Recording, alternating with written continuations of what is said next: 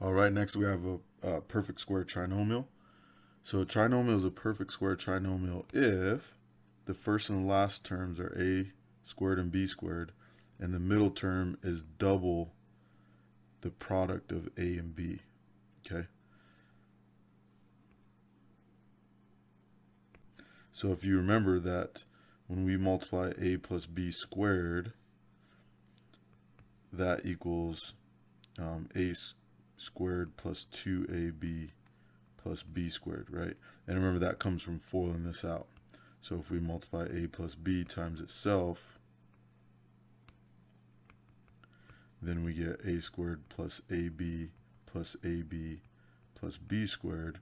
And these middle two terms are the same. They're not opposite, so they don't cancel out. They actually add together to make 2ab, right? And so that always happens. And then remember, if you have a negative here, then that will make this negative, right? Because negative here will make this negative and this negative. This will still be positive, right? Because negative times a negative is a positive. All right. So that's what a difference of a perfect square trinomial looks like. And we can go straight from here to back to here is what we're going to be trying to do. All right, so let's check this out. First of all, we're going to determine whether each polynomial is a difference of square or perfect square trinomial or neither. Okay, so if we look at this one, it's a trinomial, so it's not going to be difference of squares, right? But we can see that this is a perfect square, this is a perfect square, then we just need to check this. So this needs to be 2 times a times b, right?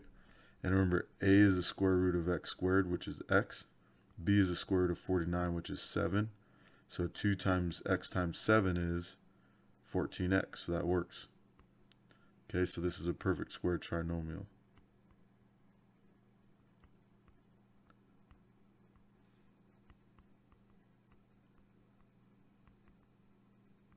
All right.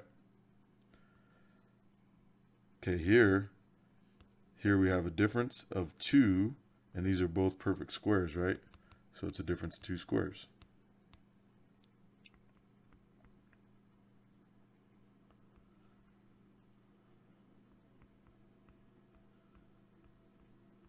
All right. Here we have a perfect square. So now let's check if the middle term works out, right? So now I'm going to take the square root of 4a squared, which is 2a, right? I have to double these. So I'm going to multiply 2 times 2a. Square root of 25 is 5.